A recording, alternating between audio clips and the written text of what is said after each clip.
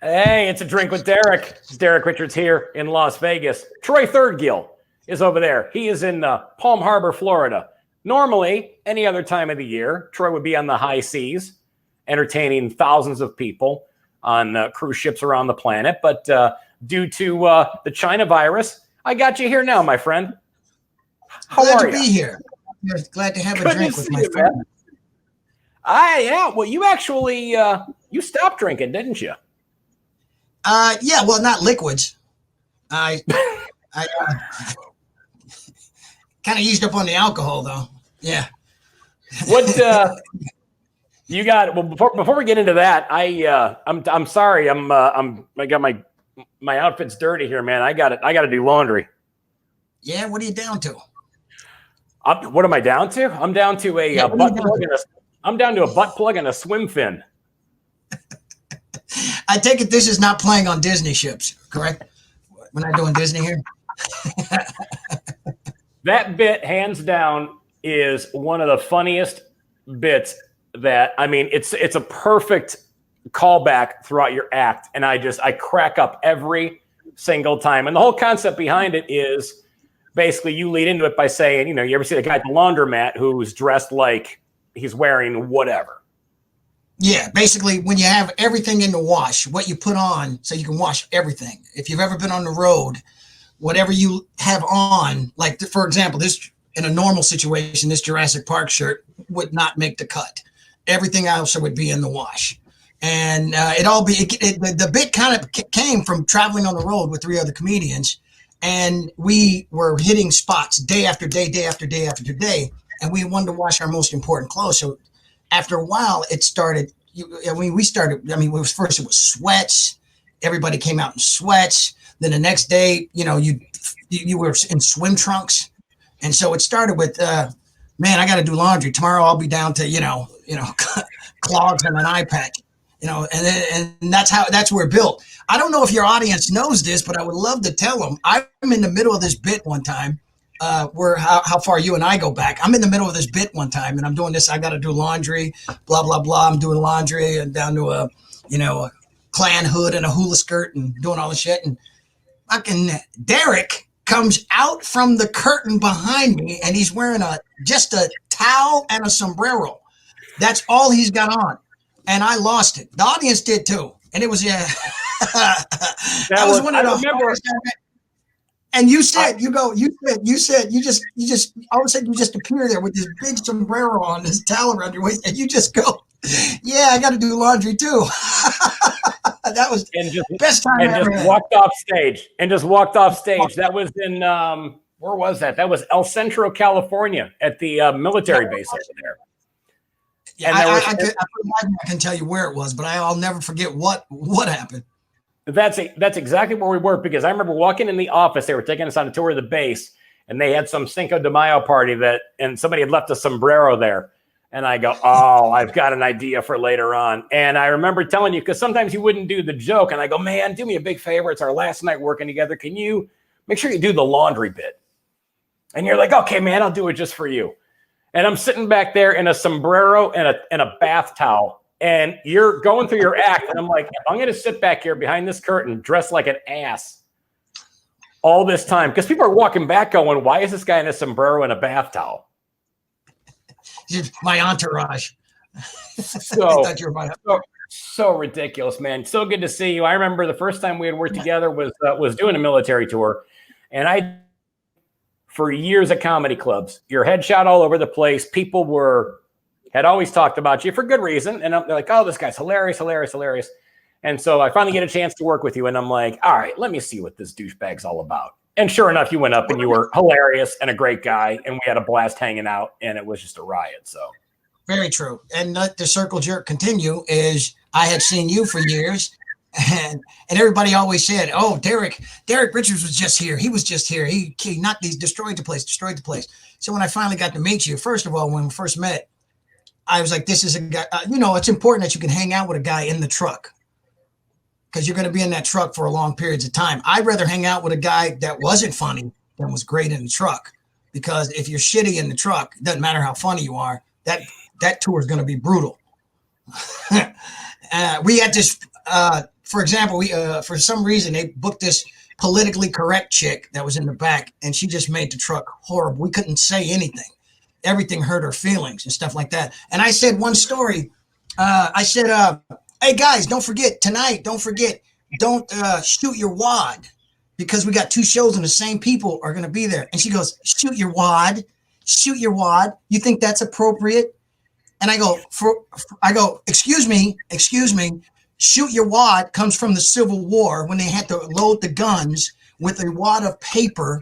And that's where the term shoot the wad came from. And then she stopped for a second and she goes, oh, I go, yeah, but I was talking about coming.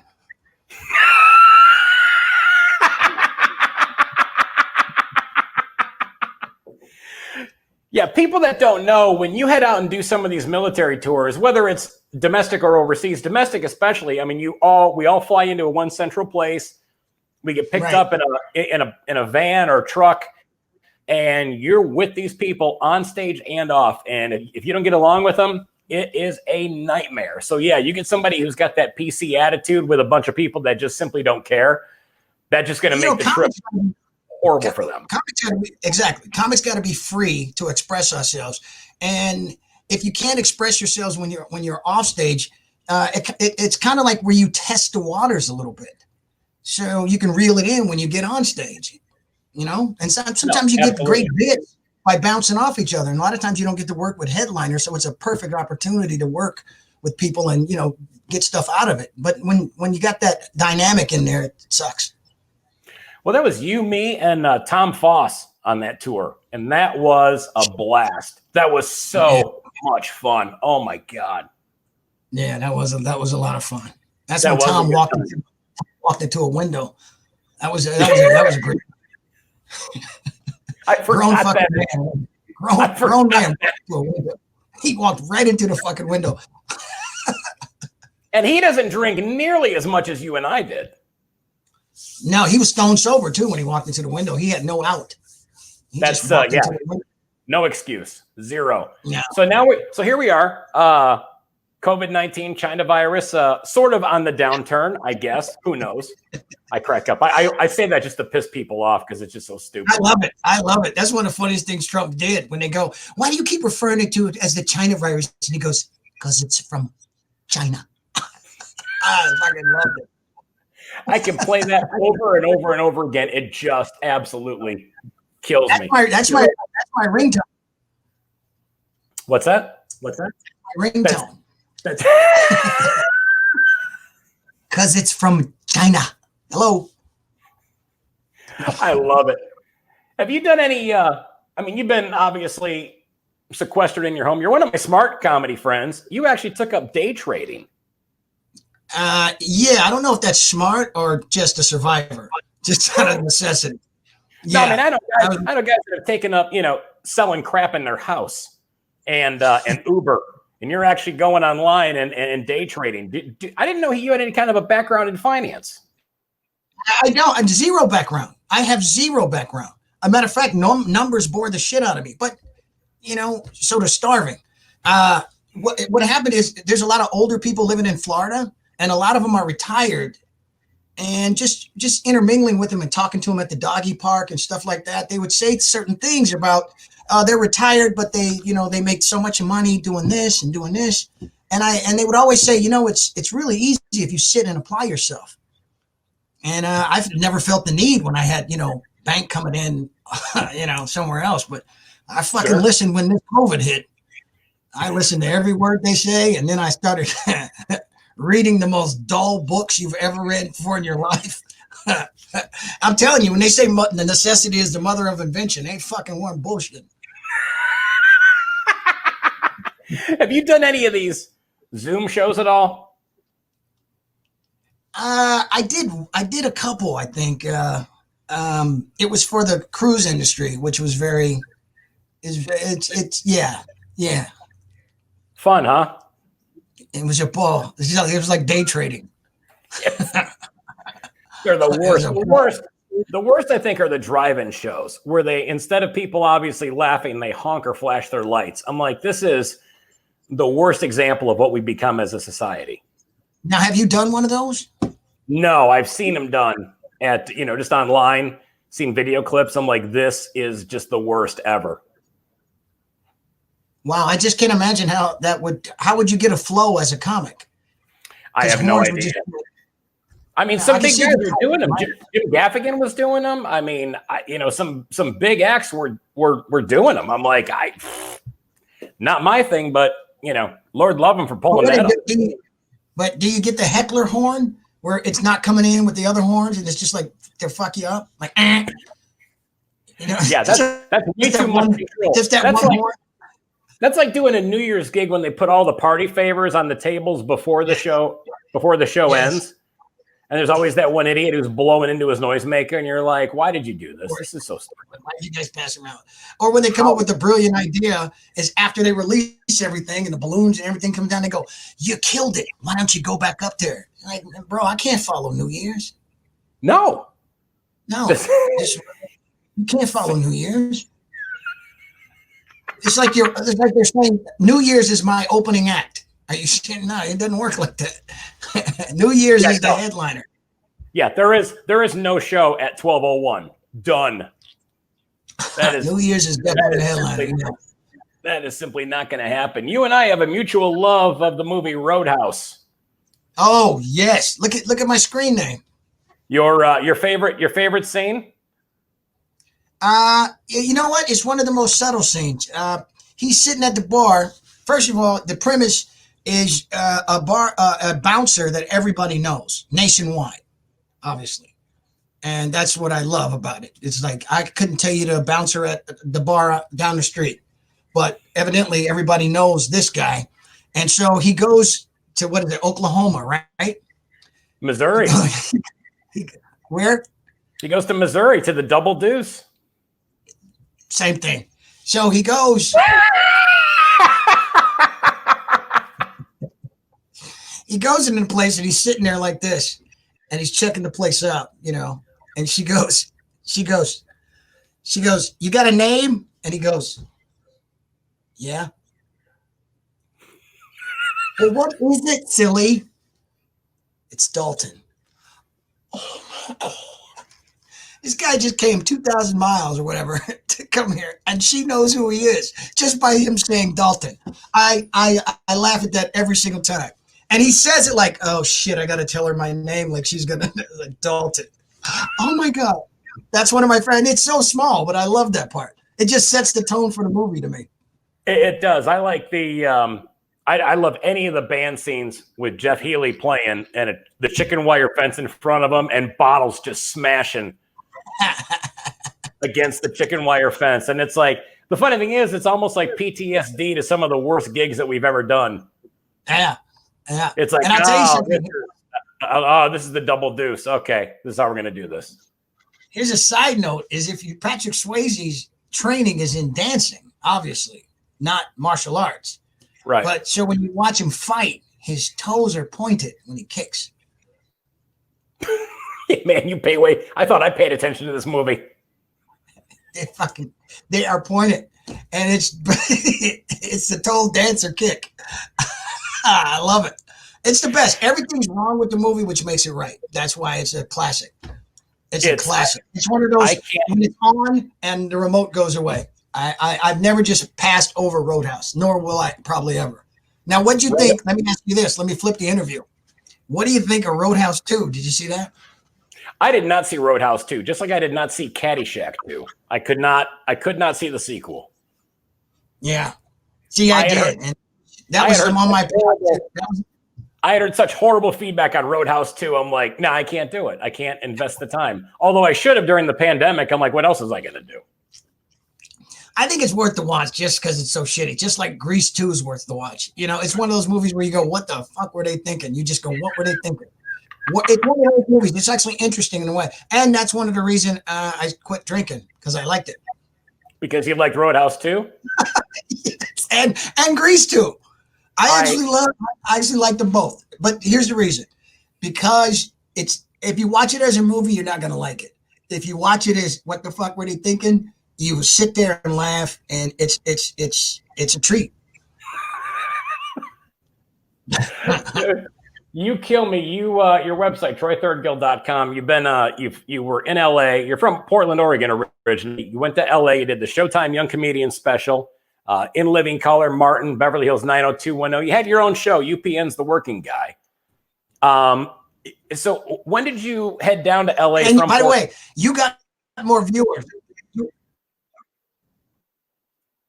What's that? You've got more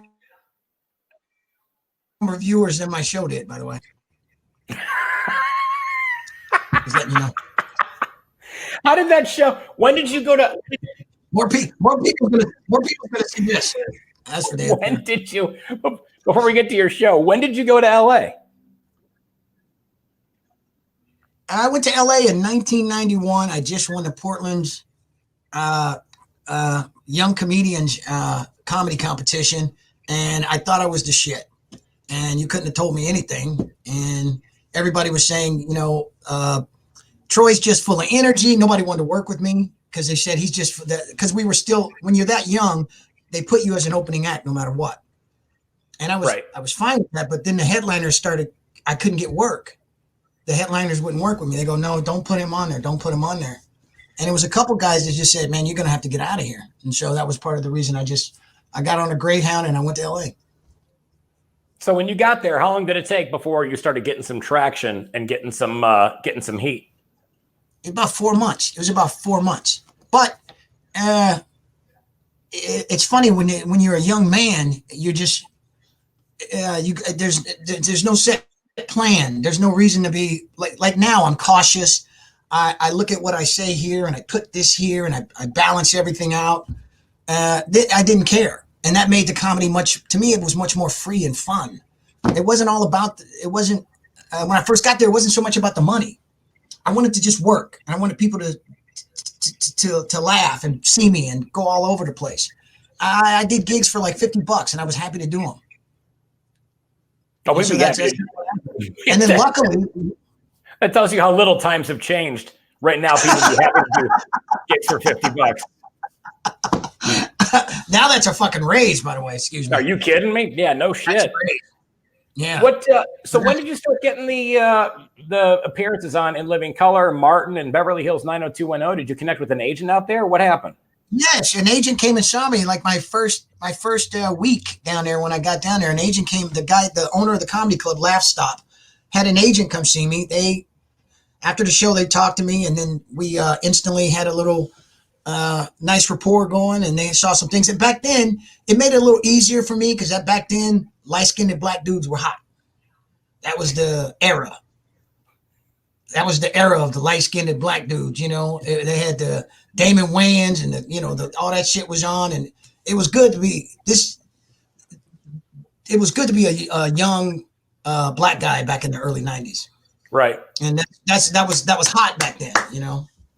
So that was luckily. And so I started working kind of immediately, and then a couple of development deals actually. Well, explain what a development deal is, because people talk about that all the time. To the layperson, what does that mean when someone says, hey, we're going to sign you to a development deal? When they sign you to a development deal, that means they have you. It's yours exclusively. And what they're doing, they want to develop something around you. And they're holding you, essentially. They're giving you some money to hold you so you don't go to anyone else. So they think you're that hot of a commodity that they want to hold you, and then they'll develop something for you. And being a young guy, you see the money and not the creative side.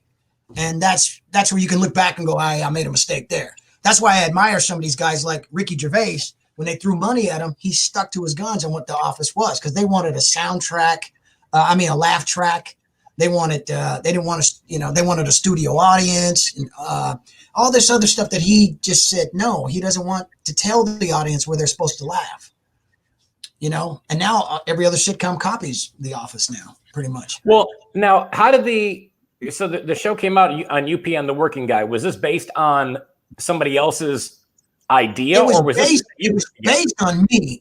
That's how it started. That's what I'm saying. I took the money, and all I cared about was the money. And what happened is my mom died, and I raised my kid brother. So they took the idea from my act and wrote a show about a young comedian raising his kid brother. It was like the courtship of Eddie's father type of thing, with that kind of feel to it. And I didn't want a soundtrack. I didn't want a laugh track or any of that stuff. I was a big fan of Larry Sanders, and I like that you just laugh. You don't have to be told where to laugh. Sometimes the laughs don't go 1, 2, 3, ha, 1, 2, like most sitcoms. Sometimes you don't laugh for a minute and then it's a big one. You don't know. So they start chipping away at it, and this is where I had no creative control. But I knew I was in a sinking ship because I just wasn't laughing. And I'm in the damn thing, and it's not. I think somebody said. One of my friends said, here's when you know it's bad, when you show your friend a pilot, and here's his. I'll never forget. He told me later. He goes, I've seen better pilots on 9/11.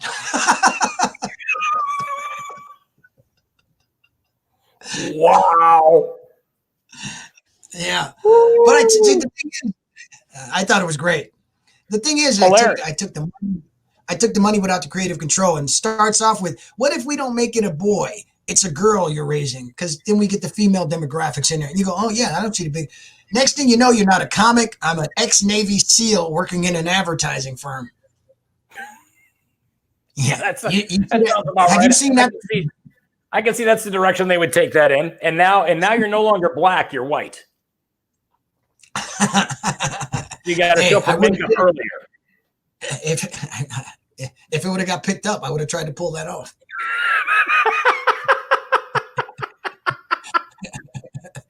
When did you bail on LA? Was it after the show? After it didn't take off the way you and the network wanted to, and you go, I am done with this. What prompted you to get out of LA? Once the show wasn't picked up, I was miserable in LA. I was not an LA guy. I loved comedy, but I didn't like that part of the game. Right. I just didn't care for it. It was a lot of, it's a cliche when people say it's phony and stuff like that, but it kind of wears on you. Constant exposure results in some form of contamination. I mean, you come down there, you're a pretty humble person, or just, you're pretty grounded. Next thing you know, you're almost becoming what part of the things that you don't care for. That kind of flippant, everything's about the career, and the comedy stopped being fun. And when I was in Vegas, the cruise industry came to the show, and they made me an offer, and I told them, no, thank you. I couldn't have been nicer, but I just didn't. I only knew it from the Love Boat. Remember those comics on the Love Boat with those checkered jackets and shit like that? And I was like, and I was very nice. And to their credit, they were persistent, and they just said, do it one time. And then I did it. I loved it. And all that was a perfect storm to get the hell out of LA. Because I was making a good living doing what I do on the cruise ships. Oh, God, yeah. Well, because you told me before you only do like a handful of comedy clubs a year, the ones that you like going to where you can just have fun because you spend so much time on cruise ships. And I mean, you're on the high-end cruise lines too, the ones that are going out of Europe and stuff like that too. What are those like? I know obviously working Royal Caribbean and NCL and Carnival is certainly one angle, but I mean, the high-end cruise lines, I know they can be really, really picky about what they want to laugh at, what they don't want to laugh at. How is that different for you? But Derek, it really isn't. It's the jacket. It really, I know it sounds strange, man, but it's the way you present yourself. Because this cruise line makes you do clean material. Then when you go to the higher end cruise line, if you dress like you're higher end, you do that same material, and it works. And that's why they call it show business. And I think, fortunately, I kind of don't put them apart anymore. I kind of put them together. Right. And the higher end cruise lines, for example, before this, in January, I was on a cruise line with and it makes you take a step back. Seal. Remember Seal? Yeah. Kiss from a Rose. Oh, yeah. Yeah, okay, and I'm sitting there, and I'm sitting there back there with there's Seal, Kiss from a Rose, and I was like, going, it's the jacket, I shouldn't be here. And then I was like, this fucking jacket. Pick the right jacket. Next thing you know, I'm in hanging out with Seal. That's insane. What I read your performances have been described as being like comedic jazz. Yes. Explain Yes, I that. thought that was one of the Explain best that, write-ups. Troy. Explain that, Troy. I mean, is there like random saxophone that comes in? I mean, what do we explain? Do you do jazz hands like at certain points in your? Hey, I got to do laundry, and then you do that. No, I was paraphrasing. I think he said comedic jizz. No, man. I think the way I took it was he said it didn't feel like a set script. Like, when they riff in jazz, that's what he said it felt like. It felt like it was like a guy that was just hanging out talking with him, riffing and just going out, which I try to present it that way. But obviously, that it's not what we do. Some of it is. I mean, we will riff, but there's a method to the madness. I always crack up when somebody says, "Yeah, I just go up on stage and just say whatever comes to the top of my head." I'm like, "Oh, really? Do you know? How's that working out for you?" I'm like, "Really? No scripted plan at all? You just run out on the field." I've heard that too. Yeah, you're just Drew Brees running out on the field. You're like, "I know what I'm going to do the first play. Let's just see what happens." Or when they say, "Yeah, but I got 3 hours to 4 hours worth of material." Yes, so do I. Yeah, 80% of it's shit. Yeah, I know. Hey, how about? Yeah, I love it. I got material all over the house. I love when somebody says that. I got 3 hours of material. We'll tell you what. How about you do the funny 25 right now? How about you get rid of the? How about you get rid of the 2 hours and 45 minutes of TED Talk bullshit that you have? And they dig themselves a hole, because if you tell me you have 3 to 4 hours of material and I haven't seen you yet, I know you're picking the best of the best that you're coming up with. And when you come up there with some bullshit, I'm sitting there going, well, that's why that's why. Is that the ones that made the cut? Out of your 3 to 4 hours, that's the cream of the crop right there, what you just came out with. That's why I like when some comes back and they they're so insecure, they immediately want to start rattling off their resume. I'm like, well, I normally headline. And whenever somebody says that to me, I go, man, I normally MC. The look on their face is like, what? I'm like, yeah, I fall out. I don't know how I got this gig. Well, now I'll be able to say I normally day trade. Exactly. You stop drinking. You stop drinking alcohol. Yes, sir. And you and I had some very memorable evenings with bottles of booze. And I'm assuming there was something that hit you upside the back of the head, whether it was a cop's billy club or some girl's husband that said, "Nah, you got to not do this anymore." Why did you stop? Yeah, honestly, because it was catching up. It was I got to the point where I didn't need you there. You know what I mean? I didn't need anyone else there. Matter of fact, I start preferring that nobody else was there, because I didn't want anybody to go, "Hey, stop," And then there's they call it a white light moment, where you're sitting around, 3 days fucking clothes, you've been in for 3 days, you're sitting around, and you just look up, and it's just this clarity. It's brief. It's really brief, and it's just this. It was all I heard was, "This is what it's about. This is what it's come to," and it was just that. I went, "Yeah, okay, maybe I should at least look for some help." Derek, seriously. I do a joke in my act when I said, I tell the people I quit drinking, and I look at the audience and I go, well, I had to. I bet. And I look at the other people drink. I said, I bet you guys go to liquor stores when they're open. It's 100% where I was. I would be out of booze, and I never looked at the clock. When I was out, I got in the fucking car, and it'd be like 4:45 in the morning. I don't have a clue what fucking time it is. And it was that kind of shit to where, it was like a perfect storm of that. And booze isn't bad. Listen, booze is not the problem. I was the problem. I got to the point where You know, I kind of Nah, to that point where you go, it's not working. You go, nah, you know. It was last call. It was last call. Yeah. It was last call. Last call. You were finally, you were the guy, you threw yourself out of your own bar.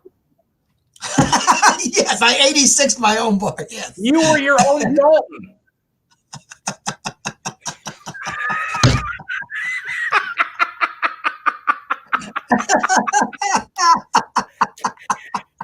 Oh my God. Oh, you nice. you lean more. I love that. You lean more conservative. Do you get a hard time from fellow entertainers for your political slant? Which is really weird because it hasn't changed over the years. It's just now predominantly from the left. If you toe the line, you got to toe the line 100%. And if you don't, you're a Nazi or Uncle Tom or whatever. And I'm not overly concerned with what people call me. But I never changed, man. It's they moved the line. You know that yellow line and that yellow flag in tug of war? Yes. When it goes this way and go this way, well, the referee never moves. It's this that moves. I'm the referee. I'm still where I was. Right. They just put that fucking thing so far left that it makes me look like I'm way on the right. Forgive me if I don't think people should be dragged out of the fucking out of their cars when they're just trying to get home from work. And I say that that's wrong. And now I'm a neo-Nazi or I'm a token for the white man or some bullshit like that. And I'll tell you something and put this on record. They will never pull me out of the fucking car with a full clip. There is no way. Oh no. Pull me out of my car. You might get me out of my car, but trust me, everything's empty. What? Because it used to be you could have an opinion one way or the other, and that just completely went away for some odd reason. All of a sudden, I've had, I lean more libertarian than anything else. I think most people do. Which is what I am. I'm very libertarian. That's what I identified in. But you can't be libertarian anymore because they only have you're with us or against us. There's no nuance anymore. No, if you come at somebody and say you're libertarian, they look at you like you have three heads and they don't understand at all. And they're like, well, then first of all, these idiots are probably trying to check out a book from you. Hey, I'm libertarian. Hey, I got an overdue copy of Mice and Men. No, that's not the kind. Forget it. But no, because years ago you could have just a healthy discussion about your differences, and now all of a sudden everything is completely just off the charts one way or the other. Now, did you have any friends that knew you were more conservative all along, but in light of the circumstances today, they've all of a sudden just went, fuck you, Troy? Yeah, Derek, I'm literally down to you, buddy. I'm down to you, man. Now, all of them, pretty much all of them. And I lost a lot of friends. But I didn't go out to tell them. They asked me. Now, I don't put my political opinions on Facebook or any of that shit. But I'm a grown man. If you ask me, I will tell you. If you don't like my answer, don't ask me. But I will tell you. I don't solicit. I don't go around and I wear hats and shit and But if you ask me, I'm going to tell you. And so they didn't like the answer. And a lot of them, and then one guy went around telling people, if I can just have them come ask me. Oh, there's one girl. I got to tell you this story. This is really funny. This is how easy they get upset. This guy asked me about the flag, kneeling for the flag. Okay. This to me is a hashtag. I was in the army. Okay. I stand up. White people don't own the flag. That's a symbol of the melting pot of this country. Yes, the country has had problems, but name a flag you can stand up for that didn't have problems. Well, this is the only flag I got. Okay, this is the only country I know. Okay, if I can't stand for this flag, which country can I stand for? I'm gonna stand up for this flag. That's how I see it. You want to kneel? Go for it. I don't kneel before anybody but God. This guy puts me in this room and then tries to front me. So this girl starts calling, you Uncle Tom, black, that, this, and that. And so me being a comedian, I just said, look, Lakeisha, and I don't know what her name was, but I kept calling her, and I just got more and more on the name. I said, Leviticus, don't, and I would end everything, and I just started. And she was, and Derek, I wish you were there. She got more, and I was so calm. I was like Spock, but I just kept going. I kept going, Laisha. And she goes, stop calling me them fucking names, blah, blah, blah. And she's calling me everything I name, all the names you can think of. All I'm doing is just not calling her by her God-given name. And that's what's been happening lately. But it is what it is. We are products of our time. Well, you're a classic instigator. I mean, when you and I would be in the truck and we would be, and you'd want to harass one of the other comics and you'd look over at me, you're like, watch this. And I'm like, oh boy, here we go. And it was always, always, always classic. How hard is it now for you you're from Portland? And yeah, that is a huge, huge liberal enclave. That city's going through I can't even imagine being from there and seeing what that city is going through right now. What's your feeling on what's happening up there? Every time I feel sorry for what's happening up there, they dig a bigger hole. I mean, and then after a while, you just got to sit back and watch with the popcorn, and that's how I feel. My ties to the city. What happened is this Ted Wheeler guy has got homeless people and everybody's pissing in the street. My buddy owns several businesses up there, and they can put a tent anywhere they want. And there's needles around there. You can't make your kids. Well, I go, well, Portland should do something about this. Well, they are. They're voting in somebody who's further left than the guy that let it all happen. She's even further. She's pro Antifa. So there's a point where you just go, hey, look, all right, I'll just sit back and watch. So I almost disconnect. I mean, I hate to see my city go like that. And I did one of those tears like the Indian in those old commercials. When I went back and saw my city, it just went to shit. And I saw it's like tent city. Derek, it's really disgusting. It really is disgusting what they let the city come to. And it was a beautiful city. It was a beautiful No, it's a beautiful city. And I've seen, even before all this happened, I'd seen like a bunch of the tents on the side of the road when I would land in Portland and then drive south on the interstate on was it I-5? I-5, yeah. You're coming out of the airport and you see the tents on the side of the, in the medians on this. I'm like, what the hell is this? And I guess it's gotten infinitely worse. So the whole town smells like BO and patchouli oil. well,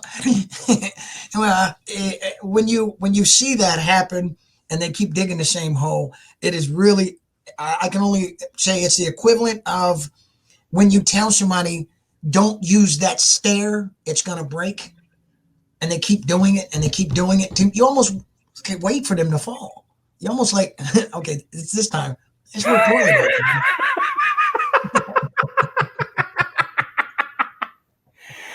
You're like, here we go. Well, you know what? I wasn't going to put this on YouTube, but you're making me. Exactly. I have no choice. All jokes aside, it was depressing. It was depressing when I went back home. It really was. No, I can't imagine. It's really depressing. I mean, it's sad seeing your hometown deteriorate, and then you know that there's things that can be done to make it not be like this, and you're going, why is nothing happening? Yeah, and then when the people there go further in that direction, I'm out. Yeah, then at that point, you're like a blackjack dealer leaving a shift at the table. You're like, okay, I'm out. I am completely disconnected from this. You're a huge sports fan. If you could have, if you weren't doing comedy and you could have done any sport professionally, what would it have been? Boxing, hands down. Boxing, boxing, hands down. I think it's the greatest. What did the guy say? I think I go to the Hall of Fame every year, and the guy gave a great speech when he got inducted. He said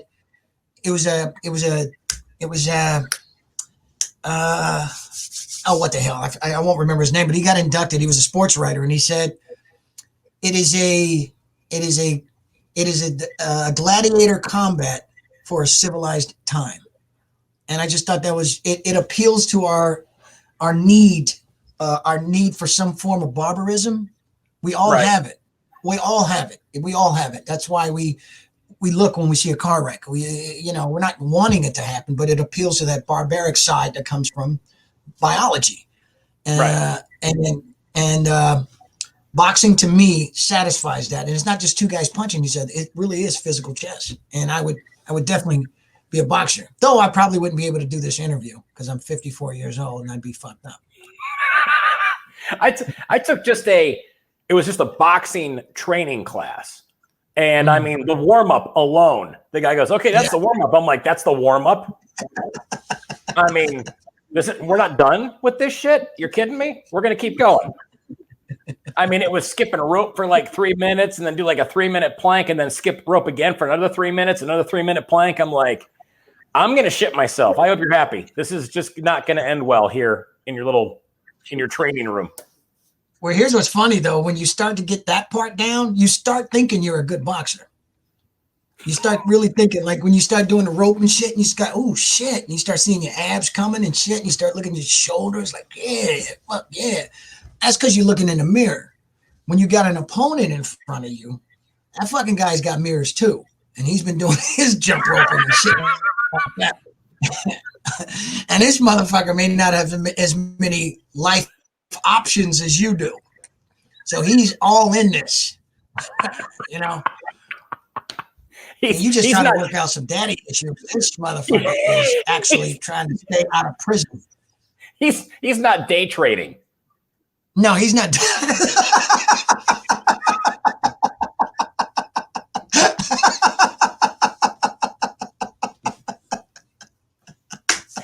This guy's fighting his way out of cell block D.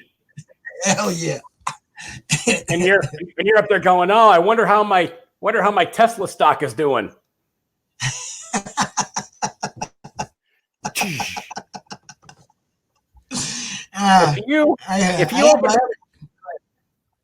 If you opened a brothel, Troy Thirdgill's brothel, what would you name it, and what would you offer that would be unique?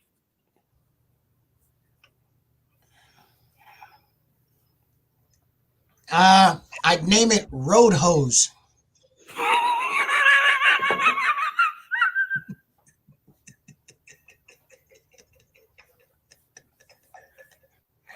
And the glory hole would be just a hole in the chicken wire fence.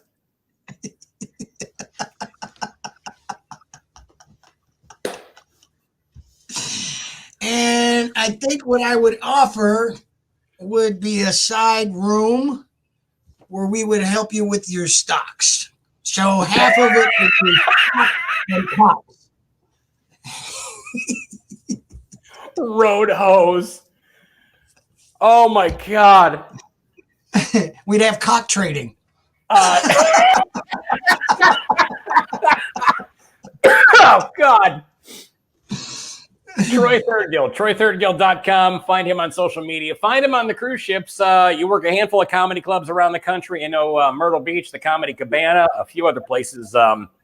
Yeah, by the way, I'll be in Myrtle Beach. I'll be in Myrtle Beach October 20th through the 24th. Oh, nice. Very, very cool. And then what other clubs do you work anymore? We should have just cut off right there. I got nothing else. Okay, perfect. We're good. I love you, man. So good to see you, buddy. I love you too, brother. Good to see you, man. Take care, bud.